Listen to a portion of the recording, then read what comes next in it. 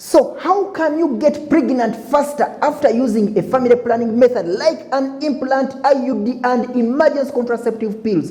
Most of you use those family planning methods and you fail to get pregnant. In this video, we'd like to look at how you can get pregnant faster, how you can conceive after using those family planning methods or contraceptives. Ask Dr. Othman on Sawa Wall. Hello my very good viewers, welcome to Ask Dr. Othman YouTube channel, a channel where I learn medicine at the comfort of your living room. I told you if you'd like to get in touch with me, to have a private chat, private conversation, go to my website www.drothman.com, book an appointment. I'll be right there to answer you. And also, if you're viewing this channel for the very first time, please don't forget to subscribe and also press the notification bell in order to be notified of any important video we upload. Become a member of Ask Dr. Othman YouTube channel by joining and enjoy a lot of privileges. Today we have a question which is very, very serious. It's very serious because many women have failed to conceive. Many women have failed to get pregnant just because they used a certain method of family planning. A woman tells you that I used an implant, I used an IUD, I used emergency pills. You know, I had sex with my boyfriend and then used emergency pills. But up to now, I'm failing to conceive. Today is when we are answering this. We need to look at the workout. What can you do if such happens to you? And we got this question from Dora Mommy's Queen on YouTube. She said, hello, Dr. Othman. I used an implant for 3 years after giving birth to my firstborn because I didn't have a stable relationship. Are you seeing that dilemma? When I got married in February last year, I went to the hospital and removed it. So she removed this implant last year in February. It's now a year and a half with my husband, but I'm not getting pregnant. What can I do to get pregnant fast? Because I am losing my marriage.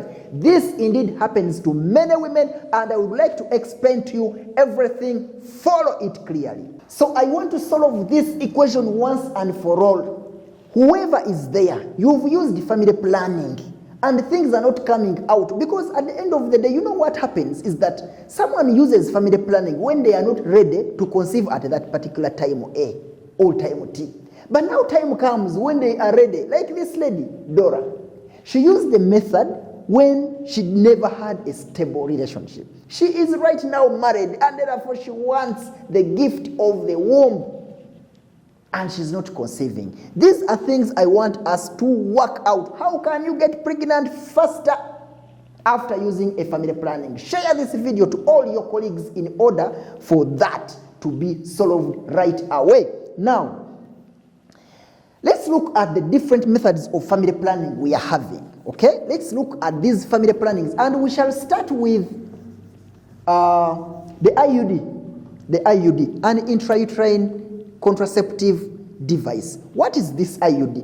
An IUD is a device, and when I'm talking about an IUD, I'll talk about the copper T. Copper T. And when I'm talking about the copper T, I'm talking about the non-hormonal. Non-hormonal. Okay? The non-hormonal method of family planning, and this is an IUD. And some people will call it IUCD.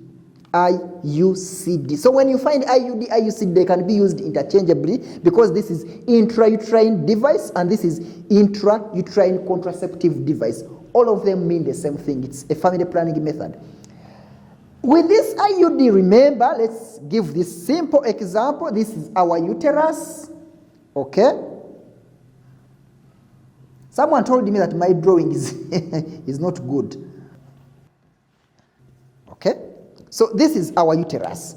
When we are inserting the IUD or the copper T, why it's called copper T? Because it's T-shaped, okay? The IUD is T-shaped, and therefore it's inserted like this. So this is your IUD, okay? This is your IUD, and these are the strings. This is our IUD, copper T, T-shaped, and it is made up of copper wires. It's made up of copper wires, and we shall see all this. We need to understand this. When can you resume fertility after using this family planning? This is an IUD, copper T in the uterus, and it contains the copper wires. We need to understand, how does it work? How does this IUD stop you from conceiving? How does it work? What does it exactly do? Now, this IUD affects, okay? This IUD has two things, has two mechanisms. Number one, it has copper ions, okay? It can release these copper ions. And these copper ions can be very, very dangerous or harmful, or you can call them, they are poisonous. Okay? They are toxic to the sperms. And therefore, when you sleep with your man and he ejaculates here, these sperms are supposed to move. You remember how I was teaching about the fertilization? The sperms are supposed to move through, pass through the uterus, then they pass through the fallopian tubes to fertilize an egg, which is here, the fallopian tube, or during the ovulation day. Now what happens is that these sperms will be, some of them will be killed, some of them will be made weak by the copper ions, because these copper ions are toxic to the sperms. And therefore, they will stop the sperms from proceeding to their way to find the ovum. And that's how this method of family planning is going to work, the IUD. Number two, how this IUD works. When the IUD is inserted in the uterus, it causes inflammation. It initiates, it precipitates an inflammatory process in the uterus. What is inflammation? Inflammation is the process whereby the body swells, the body releases some fluids, the body reddens. Okay? Now, in this particular case, we are going to have production of some secretions, some fluids. We are going to have swelling of the uterus. And what is going to happen is that this environment created after the inflammation of the underlining of the uterus is going to be very hostile for the sperms to penetrate through. Because sperms are supposed to swim. Now it's going to reduce their motility. The sperms will not be able to swim fast to go and reach the ovum, which is here. And therefore fertilization will not take place. So this is how this IUD works. Now, in most cases, when you insert this IUD, most IUDs are between 10 years to 12 years. Some are 12 years, others are 10 years. And when you remove this IUD, you're supposed to go back to fertility immediately. So, for the cases of an IUD, because why are we saying so? This IUD is not affecting the systematic system. Okay? It is not affecting it doesn't affect your hormones. It doesn't affect, in other words, everything is local. And even the inflammation I've talked about, it's a local inflammation within the uterus. It's a local inflammation that happens within the uterus. It is what is going to happen. Therefore, there is no systemic application. And therefore, when you take out this IUD, you are supposed to return to fertility immediately. In other words, when you take out this IUD, you are supposed to resume or to become fertile in the first month of menstruation. Just 1 month, one menstrual cycle is enough for someone to conceive after removing IUD. Now, what about if you fail to conceive? What can we think about? If you fail to conceive, think about the following. One of the things you shouldn't think about is that it is this IUD doing that. Okay? The IUD will not cause infertility. The IUD will not cause a delay of return to fertility. Therefore, if you inserted an IUD, I know the case which is being asked is an implant, but I want to broaden this so that everyone, because not of you are using implants, I want to broaden this to bring out all the family planning methods and know what we can do. If you fail to return to fertility, if you fail to conceive, to get pregnant after using an IUD, just know that probably you are having the following. You may be having a PID. A pelvic inflammatory disease, this is an infection of the fallopian tubes. So work around that. Do tests. Do tests to confirm that you don't have a PID. Okay? If you're having that infertility, probably it's a tubal factor. Now this is the workout I want you to do. It may be a tubal factor. Maybe your fallopian tubes are blocked.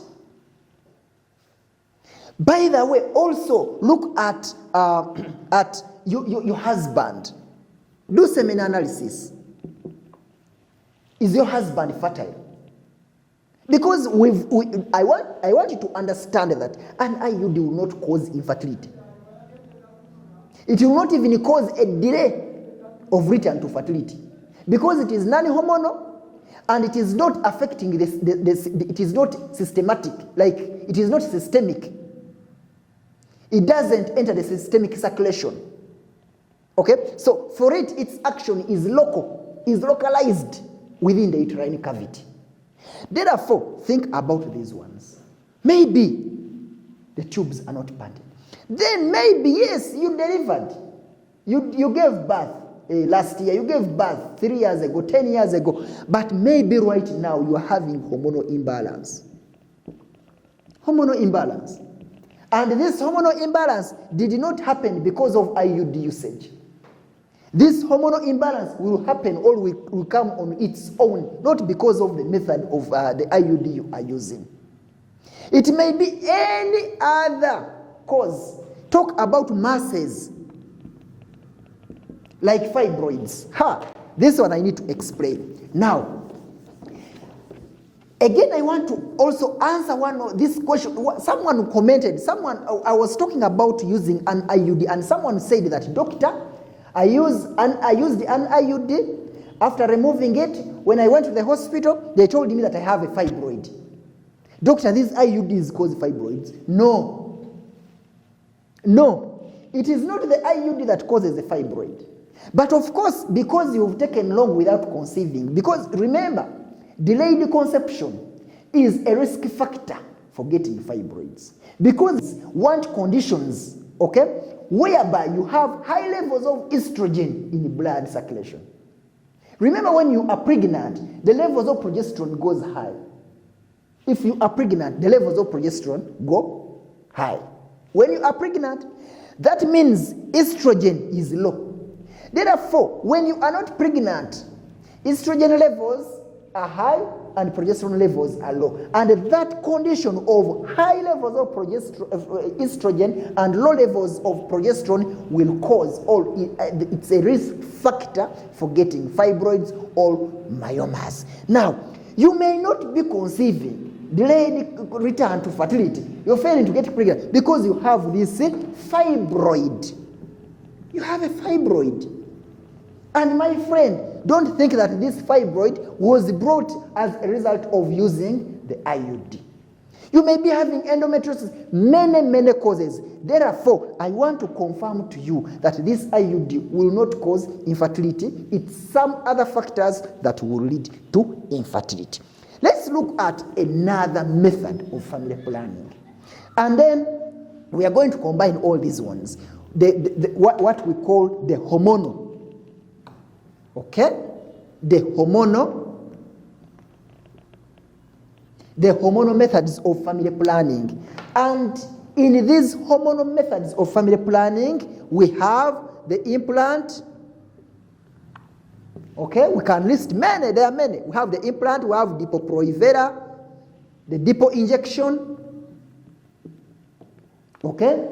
We have Cyana press. Okay, we have many of them. We have we have the emergency contraceptive pills,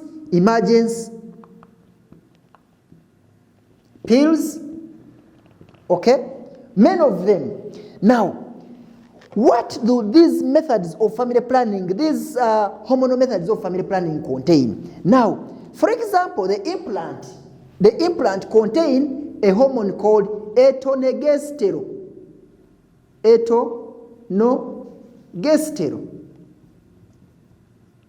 Etonogestrel implant. What is etonogestrone? Etonogestrone is an analog of progesterone. It is a brother of progesterone.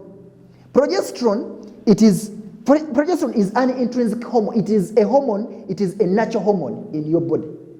Now, the artificial one can be called etonogestrone. And this is what is used in these implants. For example, the implant that Dora used in this case study we are looking at. So this implant can work up to 3 years. Others can work up to 5 years, the Jadels. Now, it contains a hormone called etonogestrone. We have the injection, the 3-month injection and the 1-month injection. It contains depo. Depo is also an analog, or it's also an artificial progesterone, because depo, its scientific name is called medroxyhydroprogesterone acetate. Medroxyhydroprogesterone acetate, DMP. That is the depo, which is injected here or intramuscularly, and it can work for you for a period of 3 months without conceiving. So you see that it is all progesterone. When you come to Cyanopress, it is all progesterone. The difference comes with the dosages, the quantities, the amount of progesterone that is there in those particular methods. When you come to emergency pills use levonorgestrel.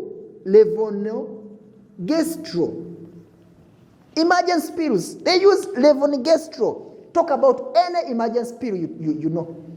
It contains levonorgestrel. It's all progesterone.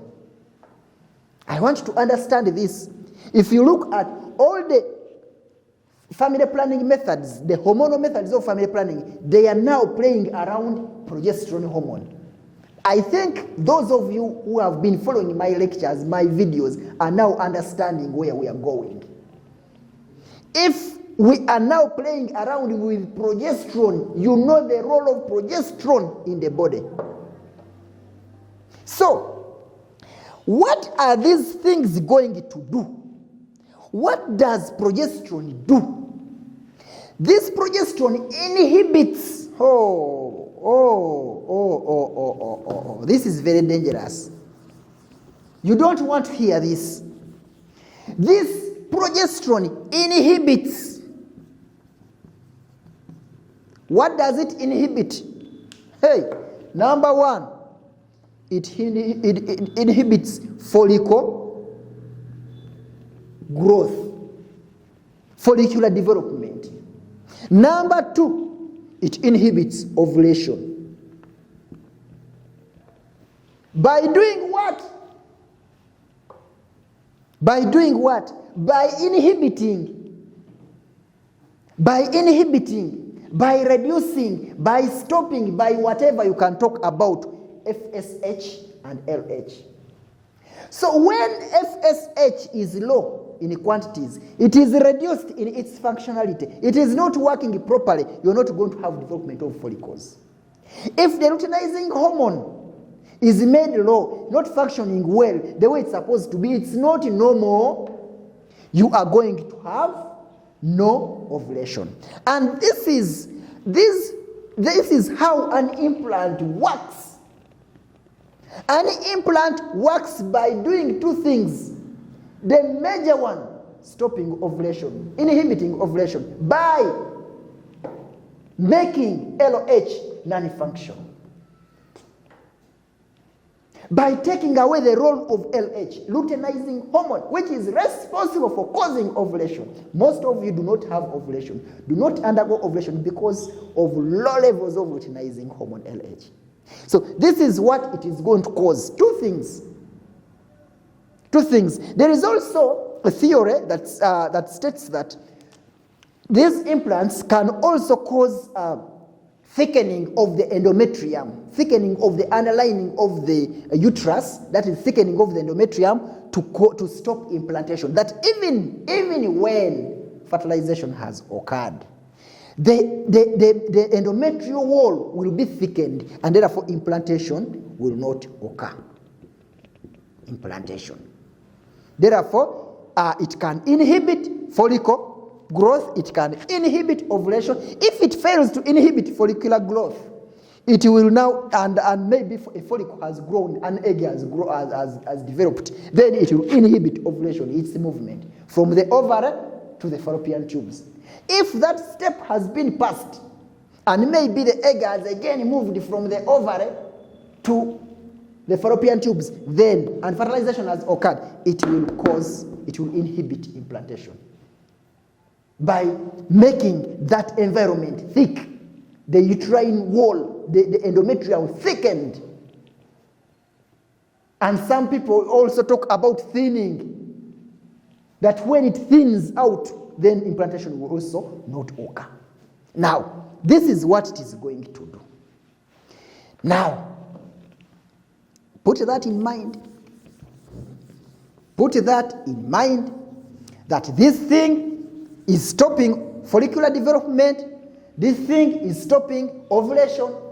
Now, this, for example, an implant we are talking about is supposed to work for a period of 5 years, some 3 years. Now, because that process has taken long, okay, the process, the body, like the body is now used to know ovulation. The gonadotropins have been inhibited. The brain, the pituitary gland, the steroid hormones, like everyone is now not aware that we are supposed to have ovulation. Everyone is not aware that we are supposed to have ovulation. Now what is going to happen? You remove the implant. The implant is removed like the way she did. She removed the implant and you will not conceive. Why? There is no follicular development. Why? Because the body still feels like it was stopped from doing so. There was inhibition of FSH. There was inhibition of LH. And maybe now their levels are low. And therefore, you're not able to ovulate. And that is how people who inserted implants end up with infertility. That is how they end up with infertility, because we've reduced the follicle-stimulating hormone, we've reduced the luteinizing hormone. They are not performing up to their maximum level of functionality. So that's how this lady, Dora, is unable to conceive.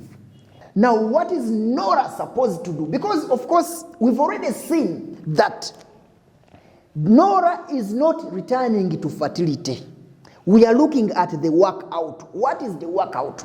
We also know, by the way, first get these facts clearly, that when you insert an implant, within 8 hours, ovulation has started to be, like, ovulation will be inhibited within 8 hours. Okay? But when you remove that implant, it takes 3 to 4 weeks for things to stabilize under normal circumstances. Under normal circumstances, 3 to 4 weeks it will stabilize, and therefore 3 to 4 weeks you can return to fertility. Now, when it takes beyond that, like what we've seen in the example of Dora, you are supposed to run tests. The first test you are supposed to do is the fertility hormonal assay, hormonal test. Hormonal test. You are going to do a fertility hormonal assay, all fertility hormonal tests. And what are you looking at? Because we've already seen, I think this is now self-explanatory. We've already seen that we have high levels of progesterone in the body. And these progesterone, which are coming from the etonegesterone, the levonorgestrone, the medroxyhydroprogesterone, all those ones are increasing the levels of progesterone. And we said when those levels of progesterone are high, we are going to have inhibition of the gonadotropins, and therefore we are going to have FSH and LH lower. So we are going to do tests to find out the level of luteinizing hormone, which is responsible for ovulation. We are going to do follicle-stimulating hormone. This is what I want you to do. You've been on an implant. you use the emergency contraceptive pills, you use the Cyana press, you're not conceiving, go to the hospital and do these tests. Check for the level of LH, check for the level of FSH, check your progesterone levels, check your estradiol or estrogen. Check them. Of course, you also have to check the prolactin and AMH. These major 6, check them. There are many fertility hormones, but major, at least make sure that you have these ones. Know their levels. When we have this answer, the equation can easily be solved. Why? If we have low levels of luteinizing hormone, medicines are there. Low levels of luteinizing hormone, follicle-stimulating hormone, we have medicines. For example, clomiphene, what you call clomid, can be used to increase those levels. Menopur, okay? Tamoxifen, Litrazole, all those medicines can help us with this. If you have if you have low levels of progesterone, they can be raised. If you have high levels of progesterone, they can be put low. If it's prolactin, cabergoline, cabergoline is there, okay?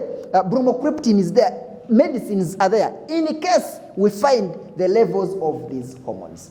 Therefore, the workout is simple. Number 1, do a fertility hormonal assay, because you know you used a hormonal family planning method. Now, according to the results, depending on how the results will be, solve the equation. Now, if you find that all this is okay, because at times, by the way, the issue may not be because of the hormonal, it may not be a hormonal issue. It may not be an issue of the implant. Yes, you inserted an implant 3 years down the road or 5 years down the road, it's removed, you're not conceiving.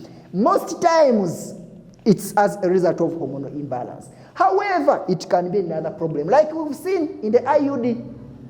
It may be that you have a fibroid, it may be that the tubes got blocked, it may be that you have a PID, you have a certain mass, you have a cyst, and therefore what you're supposed to do is to also do the other tests. Number 1, a scan. Do a pelvic scan. Number 2, do an HSG X-ray. So if you've done your investigations very well, if it is the tubes that are blocked, we know what to do. If it is the fibroid, again, we know what to do. And this is the workout that you are supposed to perform if you are to get rid of infertility after a family planning method. If it's your very first time to watch my videos, please do not forget to subscribe and press the notification bell in order to be notified of any important video we upload. And also, if you'd like to have a private chat, because I know some of you are shy. You fear putting comments, you fear asking questions in open. So if you'd like to have a private chat, a private conversation, go to my website and book an appointment. It's www.druthman.com. Book an appointment. I'll be there to talk to you, to answer your questions privately. And you can also follow me on all our social media platforms. The name is Ask Dr. Uthman. Sign out. Ask Dr. Uthman on Sawa Wall.